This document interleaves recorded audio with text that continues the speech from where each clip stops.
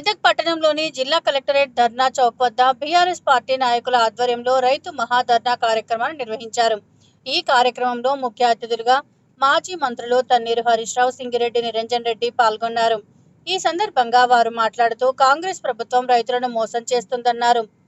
అసంపూర్తి రుణమాఫీ, కోతల రైతు భరోసా, బోనస్ ఎగవేతలలో కాంగ్రెస్ ప్రభుత్వం రైతులను మోసం చేస్తుందన్నారు. మాజీ ముఖ్యమంత్రి కేసీఆర్ పాలనలోని అన్నదాతలు సంతోషంగా ఉన్నారని, కేసీఆర్ రైతుల గుండెల్లో అపర భగీరథుడిగా నిలిచారని అన్నారు. కాంగ్రెస్ ప్రభుత్వం మాటలే తప్ప చేతల్లో చేయడం లేదన్నారు.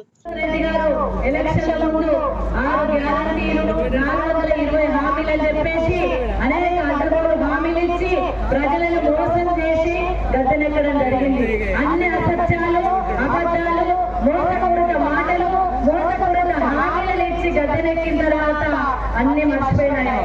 ఆమెలన్నీ మర్చిపోయిండు, ఆమెలన్నీ తుమ్మలు నొక్కిండు. ఏడు దాటినాక ఓడమల్లప్ప, ఏడు దాటగానే ఓడమల్లప్ప చెప్ప తగలేసే రకం రేవంత్ రెడ్డి గారు. మర్చిపోవడమే కాదు, అందరినీ మోసం చేస్తా ఉన్నారు. ఆ గ్యారంటీలు అటుకెక్కినాయి. 420 హామీలు చాతో బీస్తో మిగిలిపోయినాయి తప్ప ఇప్పటి వరకు ఒక్క హామీ కూడా అమలు కాలేదు. మన అంతేకాదు, రైతులను మోసం చేసిండ్రు. మా అక్క జిల్లాలో 2500 పెన్షన్ ఇస్తామని చెప్పి మోసం చేసిండ్రు. నిరుద్యోగ గుర్తిస్తాను మోసం చేసిండ్రు. ఎంప్లాయ్మెంట్ ఇస్తాను 5,000 ఇచ్చి 60,000 ఇచ్చిన అని చెప్పుకుంటున్నాడు. కేసీఆర్ ఇచ్చిన ఉద్యోగాలనే నేను ఇచ్చిన అని చెప్పుకుంటున్నాడు. నిరుద్యోగులు వ్యతిరేకంగా మారిండ్రు, ఎంప్లాయీస్ వ్యతిరేకంగా మారిండ్రు. చివరికి ఏ సోషల్ మీడియాలో, ఏ డిజిటల్ మీడియాను వినియోగించుకొని అధికారంలోకి వచ్చిన మా మీడియా సోదరులను కూడా అవమానపరిచే విధంగా మాట్లాడుతున్నది రేవంత్ రెడ్డి గారు. మొదలు పెడుతున్నాం. తప్పకుండా రాబోయే కాలంలో ఈ పోరాటాన్ని ఉధృతం చేస్తాం. అన్ని సమస్యలు ప్రభుత్వం దృష్టికి తీసుకెళ్తాం. ప్రభుత్వం మేలు వంచుతాం. మా రైతుల పక్షాలు నిలుస్తాం.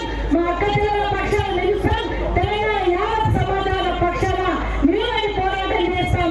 ఆ పోరాటానికి మెదక్ జిల్లా నుండే ప్రారంభం చేస్తా ఉన్నాం. మెదక్ వేదికగా ఈ పోరాటం మరి ఇప్పుడు ఆరంభం మాత్రమే, ఇంకా చివరి దాకా కూడా కొట్లాడతాం. నువ్వు ఎన్ని జిమ్మికులు చేసినా, ఎలక్షన్ లో గెలవడానికి ఎన్ని బదనాలు చేసినా ఎవరు కూడా నమ్మటం లేరు. కేసీఆర్ అంటేనే ఒక పవర్, కేసీఆర్ అంటేనే ఒక చిత్తశుద్ధి, కేసీఆర్ అంటేనే ఒక ఆధిపత్యం. మరి అలాంటి వ్యక్తి నువ్వు బదనాలు చేయాలని చూసినా ఎవరు నమ్మే పరిస్థితుల్లో లేరు. చిత్తశుద్ధితో 10 ఏళ్ళు పరిపాలన చేసి రాష్ట్రంలోనే తెలంగాణ నెంబర్ 1 గా ఉంచిన వ్యక్తి కేసీఆర్ గారు. కాబట్టి రేపు రాబోయే కాలంలో మళ్ళీ కేసీఆర్ గారు ముఖ్యమంత్రి అవుతారు. మళ్ళీ కేసీఆర్ గారు ఈ రాష్ట్రాన్ని కాపాడతారు. రైతులందరినీ కాపాడుకునే వ్యక్తి ఎవరైనా ఉన్నారంటే అది కేసీఆర్ గారు మాత్రమే అని చెప్పి సందర్భంగా తెలియజేస్తూ, మరి ఇంత పెద్ద ఎత్తున మీరు అందరూ వచ్చినందుకు మీకు ధన్యవాదాలు.